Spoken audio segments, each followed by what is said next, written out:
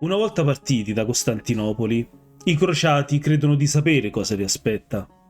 Pensano a un nemico preciso, riconoscibile e affrontabile. Ma il cammino dimostra presto che non è così. Le alleanze si fanno incerte e le conquiste non rassicurano. Il territorio comincia a pesare quanto un nemico. Le distanze consumano gli uomini, le decisioni li dividono. Da questo momento in poi la crociata non combatte più contro un solo avversario, combatte contro il viaggio, contro le proprie scelte e lentamente anche contro se stessa.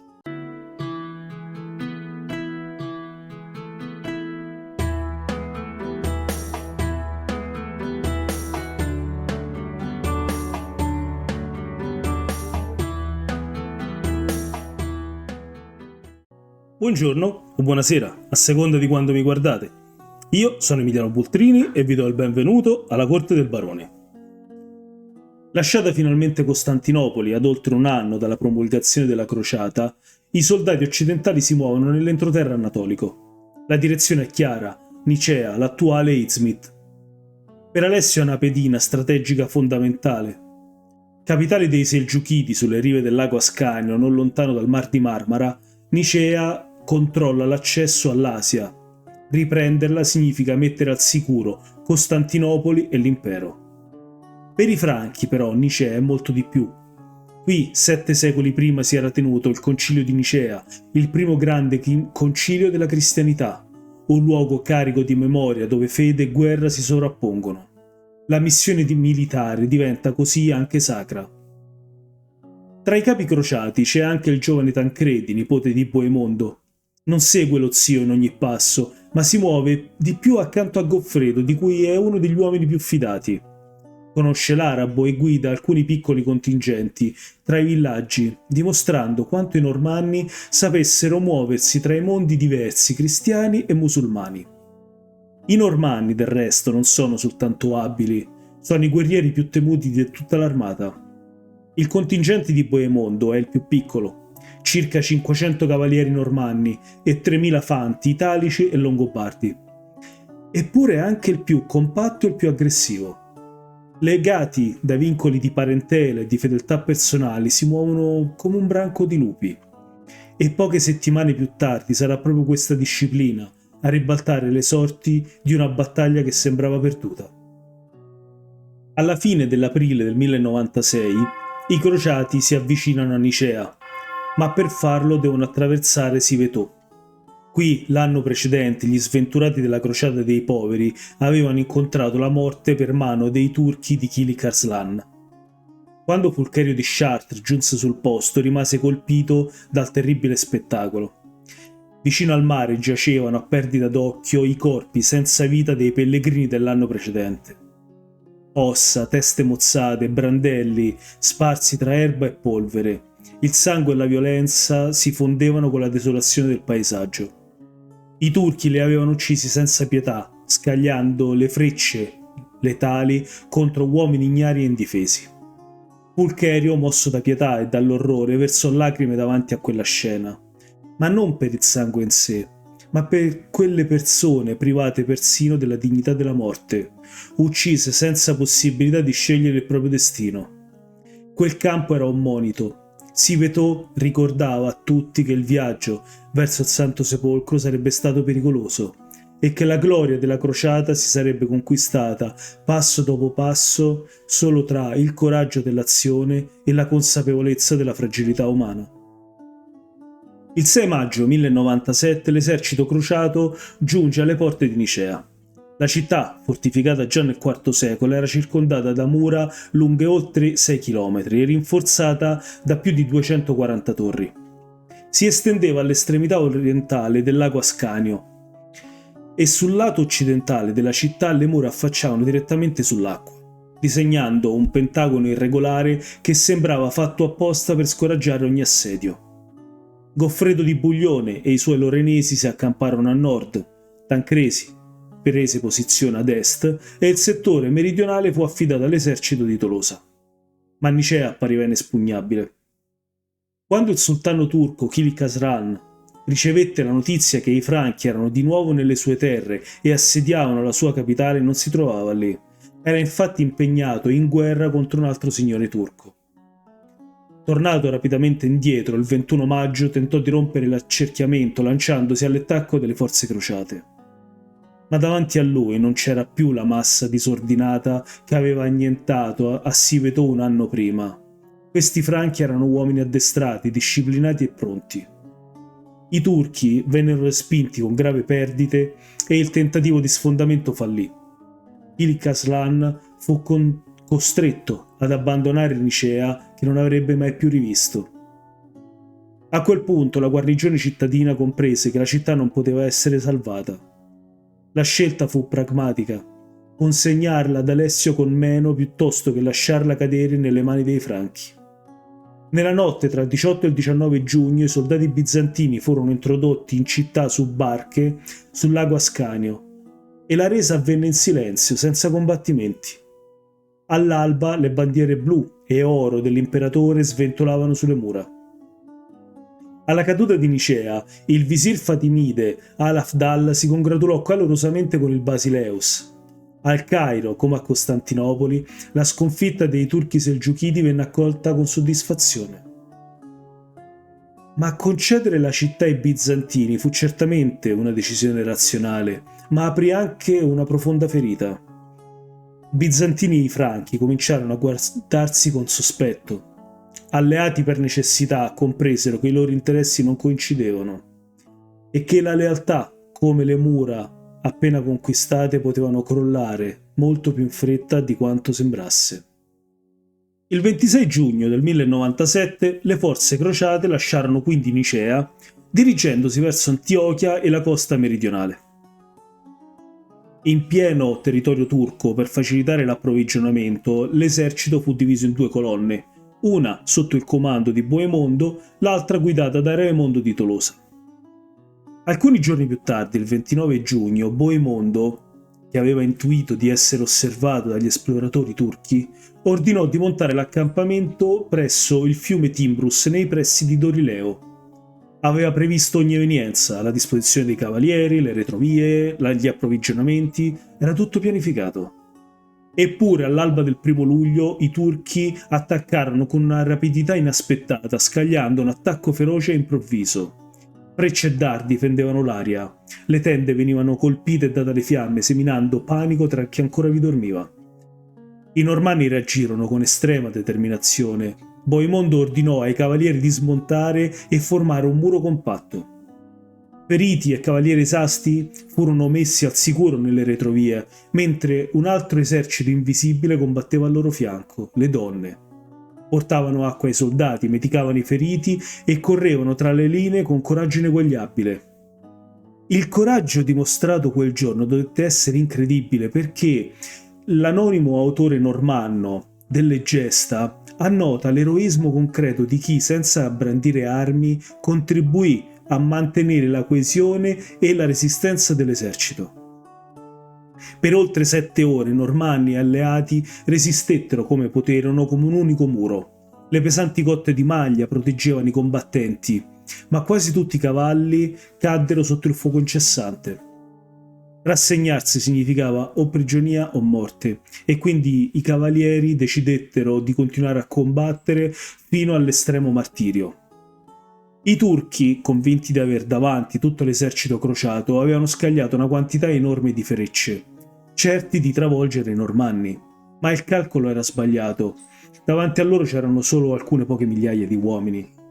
Quando verso mezzogiorno Goffredo di Buglione e Raimondo di Tolosa giunsero in soccorso dei normanni, i turchi si ritrovarono senza frecce sufficienti per contrastare l'avanzata dei nuovi arrivati. Il disorientamento si trasformò rapidamente in panico quando alle loro spalle apparvero le truppe del legato pontificio Adhemar de Puy insieme ai francesi rimanenti. Una carica devastante che li travolse, a cui non poterono resistere e da cui furono messi completamente in rotta. La vittoria fu totale. Come annota Ibn al-Qalanisi, i franchi fecero a pezzi l'armata turca, uccisero, saccheggiarono e presero molti prigionieri che vendettero come schiavi. Ma anche le perdite tra i crociati furono gravi. E pur vittoriosi, gli occidentali riconobbero il valore dei turchi. Se fossero stati cristiani, annota sempre l'anonimo autore normanno, sarebbero stati la razza più bella. Quel giorno sul Timbrus uomini e donne scrissero insieme la storia e la battaglia di Dorileo divenne memoria di coraggio condiviso, di eroismo umano oltre il sesso e l'età. Ebbri della vittoria di Dorileo, i crociati avevano spezzato l'ultima resistenza organizzata dei turchi in Anatolia. Ma mentre l'esercito crociato riprendeva la marcia, ignaro dell'eco che aveva provocato, la notizia della sconfitta correva veloce verso est e verso sud. A Damasco, il cronista Al-Qalanisi annota che quando si seppe che l'Islam aveva subito una sorte così vergognosa, il panico si diffuse ovunque, il terrore e l'ansia, scrive l'autore, assunsero proporzioni notevoli. La sconfitta di Dorileo non fu percepita come una battuta d'arresto, ma come una frattura improvvisa, capace di incrinare tutte le certezze. Sulle piste dell'Anatolia, però, la vittoria non aveva il volto della gloria. Partiti il 2 luglio da Dorileo, uomini e cavalli affrontarono i mesi di luglio, agosto e settembre in uno dei territori più aridi del mondo, l'altopiano anatolico. Il caldo divenne un nemico silenzioso, più implacabile delle frecce turche. Fame, sete e fatica accompagnavano ogni giorno, scavando lentamente nei corpi e nello spirito dei crociati. Il viaggio, che in condizioni normali avrebbe richiesto poco più di un mese, si trasformò in una marcia estenuante di 106 giorni. Polvere, sole e vento accompagnavano colonne che avanzavano a fatica, percorrendo nella media circa 20 km al giorno, tra altopiani bruciati, gole infuocate e distese di roccia e sale. I crociati attraversarono il grande lago salato, il Tuzgulu, dove l'acqua amara e la polvere biancastra si confondevano rendendo l'aria irrespirabile. Pulcherio di Chartres racconta che molti dei magnifici cavalli da guerra morirono lungo il cammino. I cavalieri più prestigiosi d'Occidente si ridussero a cavalcare buoi e asini, mentre capre, pecore e perfino i cani vennero utilizzati come bestie da soma. La guerra, privata del suo splendore, mostrava il suo volto più nudo. Uomini e animali cadevano esausti, il morale era messo a dura prova e ogni passo sembrava un atto di pura ostinazione. La vittoria di Dorileo aveva scosso l'Oriente turco, ma l'attraversamento dell'Anatolia aveva spezzato gli uomini occidentali. Eppure l'esercito avanzava. La disciplina dei contingenti normanni, francesi, italiani teneva insieme quella moltitudine stremata, come un fiume armato che rifiuta di prosciugarsi.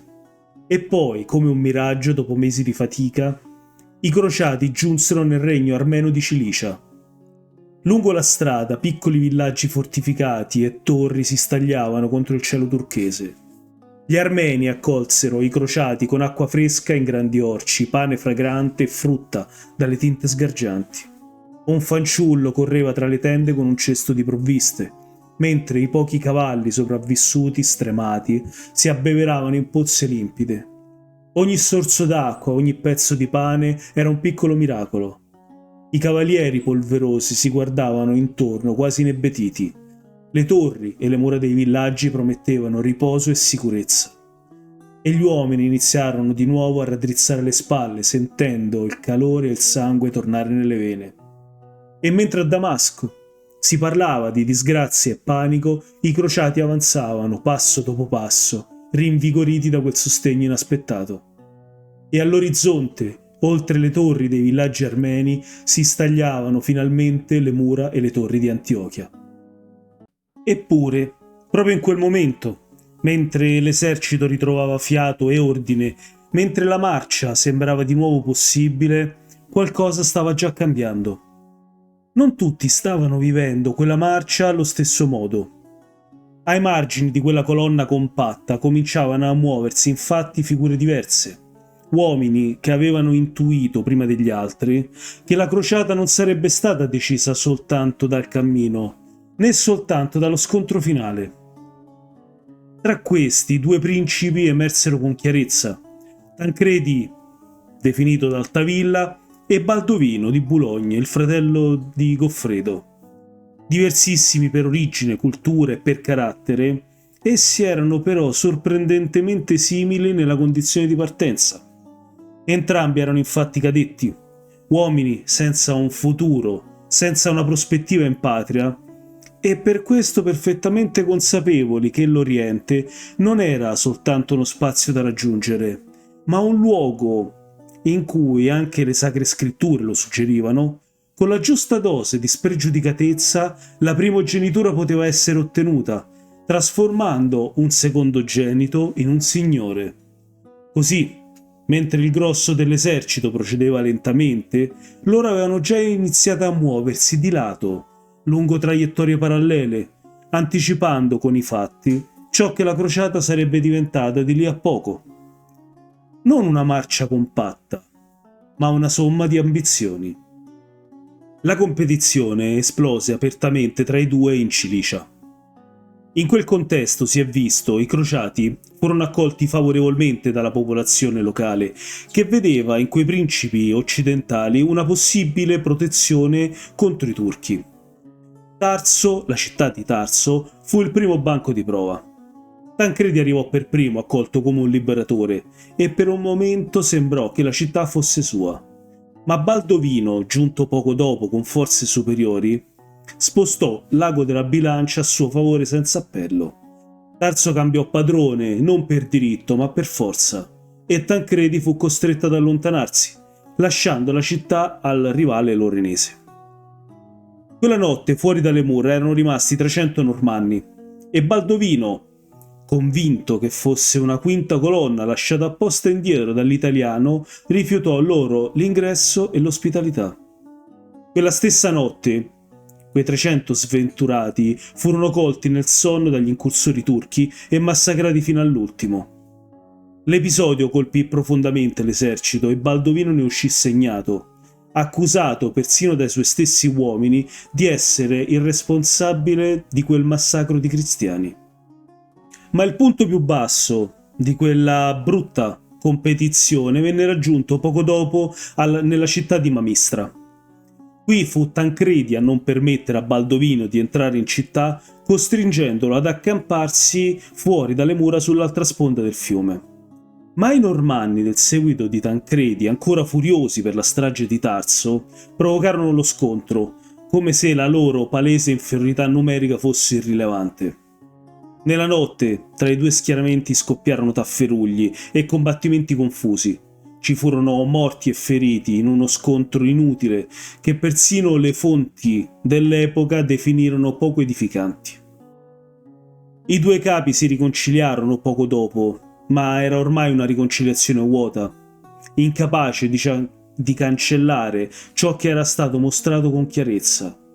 Quando si presentava l'occasione di costruire un potere personale, la collaborazione per il bene della cristianità cessava di essere una priorità. Da quel momento le loro strade si separarono definitivamente. Tancredi continuò a muoversi lungo la costa, conquistò Adana e Alessandretta e poi, attraverso le porte di Siria, si ricongiunse all'armata principale davanti ad Antiochia, dentro la grande storia della crociata. Baldovino invece no. Baldovino lasciò la colonna principale quasi subito, ma non con un esercito, non con migliaia di uomini, ma con appena un centinaio di cavalieri, un consigliere armeno e Fulcherio di Chartres, che abbiamo imparato a conoscere, destinato a raccontare ciò che stava per accadere. Un numero ridicolo se confrontato con la massa che stava marciando verso Antiochia, ma la sua separazione fu giustificata con un'azione utile alla crociata: proteggere il fianco, controllare le vie da cui potevano arrivare i rinforzi turchi e garantire approvvigionamenti. Argomenti plausibili, ma sufficientemente vaghi da lasciare spazio ad un'iniziativa personale. Fu certamente una scelta rischiosa, quasi sconsiderata, basata su una combinazione di audacia e calcolo e una notevole capacità di presentare un progetto privato come una necessità collettiva. Con quella piccola forza Baldovino si mosse verso Oriente, sfruttando rivalità locali, paure reali e aspettative cristiane. Lì, lo attendeva Edessa, una città cristiana antichissima, governata da un principe armeno, Toros, la cui posizione era però sempre più precaria. Temendo l'arrivo dei grandi eserciti turchi, Toros invitò Baldovino ad intervenire, prima come alleato e poi come figlio adottivo, associandolo al governo attraverso un rituale che sanciva un patto politico. Il 6 febbraio del 1098 Baldovino entrò ad Edessa. Un mese dopo, Toros venne ucciso da una rivolta cittadina, forse spontanea, forse favorita dal nuovo equilibrio di potere. È certo però che il giorno seguente Baldovino assunse il controllo completo della città. Secondo lo storico Jonathan Phillips, questo non fu un atto di liberazione nel senso ideale del termine, ma un atto di pura e semplice acquisizione territoriale che nulla aveva a che vedere con i temi spirituali alla base dell'appello del Papa. Ma con Edessa e con il controllo del territorio circostante era nato il primo stato latino d'Oriente. Baldovino non agì come un capo carismatico alla testa di un grande esercito, ma come un giocatore che lanciò i dadi nel momento giusto, con poche pedine, ma accettando il rischio totale. E il risultato fu eccezionale. Con un numero esiguo di uomini attraverso manovre ambigue ma lucidissime, seppe costruire uno stato laddove gli altri più forti e più legittimati non avevano nemmeno osato tentare.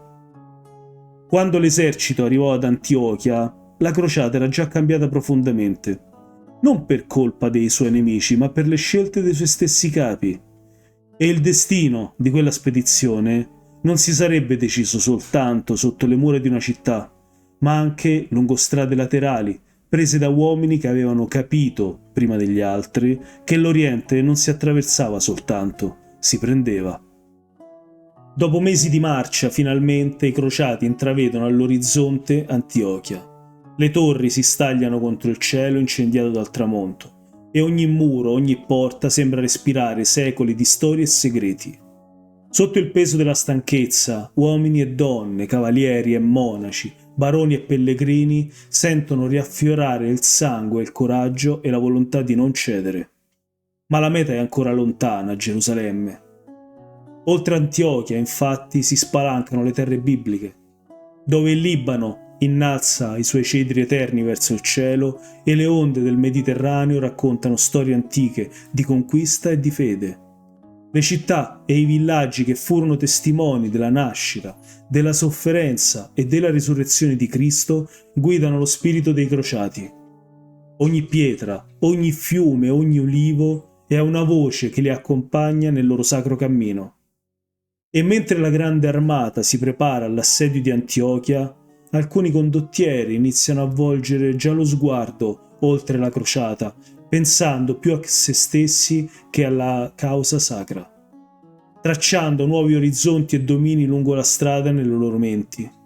Il viaggio verso Gerusalemme è ancora lungo, ma il mito della crociata comincia ormai a prendere forma. Io sono Emiliano Bultrini e questa era La Corte del Barone. Mi raccomando, sostenete la corte, iscrivetevi al canale e attivate la campanella per non perdere i prossimi viaggi nel Medioevo italiano. Se volete sostenere ancora di più il progetto potete abbonarvi oppure farlo non appena sarà possibile per ricevere contenuti esclusivi. Ogni contributo è importante per continuare a raccontare la nostra storia e far vivere la Corte del Barone. Di seguito la bibliografia e le letture consigliate. Grazie e a presto!